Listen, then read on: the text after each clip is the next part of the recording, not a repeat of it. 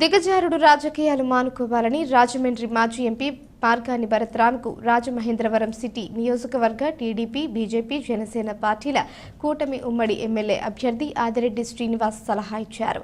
ఎన్నికల నియమావళి ఉల్లంఘించడంపై రిటర్నింగ్ అధికారికి ఫిర్యాదు చేశారు.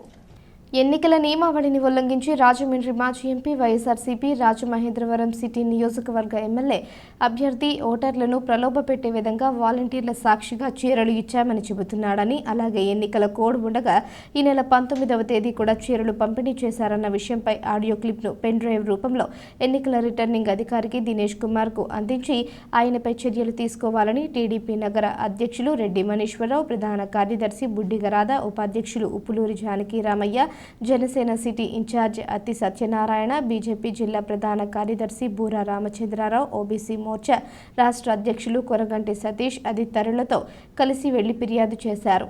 అనంతరం ఆదిరెడ్డి మీడియాతో మాట్లాడారు. మార్గాని భరత్ మాత్రం హేళన చేసే విధంగా ఎన్నికల నియమావళిని తప్పుపడుతున్నాడని మండిపడ్డారు. తాము ఇచ్చిన ఫిర్యాదుపై స్పందించిన రిటర్నింగ్ అధికారి విచారణ జరిపించి 48 గంటల్లో చర్యలు తీసుకుంటామని హామీ ఇచ్చారన్నారు. కూరగంటి సతీష్ మాట్లాడుతూ రాజమండ్రిలో జరుగుతున్న పరిణామాలు చూస్తుంటే బాధేస్తోందన్నారు. రాష్ట్ర బీసీసీఎల్ కార్యదర్శి బుడ్డిగ గోపాలకృష్ణ, నగర బీసీసీఎల్ అధ్యక్షులు బుడ్డిగ రవి, మాజీ కార్పొరేటర్ తంగెళ్ల బాబీ, మంత్రమూర్తి రాంబాబు, సత్యనారాయణ తదితరులు పాల్గొన్నారు.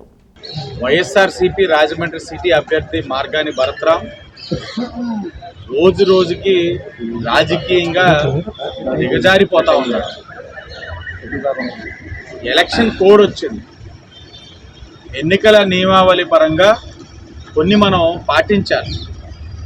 దాన్ని ఉల్లంఘిస్తూ మొన్నటి రోజున వాలంటీర్స్ని మీటింగ్లకి పిలిపించుకోవడం, వాళ్ళని ప్రలోభ పెడుతూ ఆశ చూపిస్తూ మీరు రెసిగ్నేషన్స్ ఇవ్వండి, నా బూత్ ఏజెంట్స్ కింద రండి, పనిచేయండి ఈ పార్టీకి అని చెప్పడం మనంతా కూడా రికార్డెడ్గా ఎవరైతే వాలంటీర్స్ పాల్గొన్నారో అన్నీ కూడా రిటర్నింగ్ ఆఫీసర్ గారికి ఇవ్వడం, ఆయన ఇన్వెస్టిగేషన్ ఇనిషియేట్ చేయడం, రేపు మధ్యాహ్నంకి 48 గంటల్లో వాళ్ళపైన చర్యలు తీసుకుంటానికి కూడా హామీ ఇచ్చారు.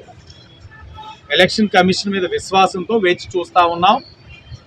తెలుగుదేశం, బీజేపీ, జనసేన పార్టీ ఈరోజు కొత్తది వెలుగులోకి వచ్చింది. భరత్రామ్ అంటా ఉన్నాడు, మనం పట్టాలు ఇచ్చున్నాం, చీరలు ఇచ్చున్నాం, కాబట్టి ప్రజలు మన ఓట్లు అడగాలి అని అంటా ఉన్నాడు. ఎన్నికల నియమావళి పరంగా ప్రజల్ని ప్రలోభ పెట్టి ఏ ఒక్క అంశం కూడా అభ్యర్థిగా చేయకూడదు.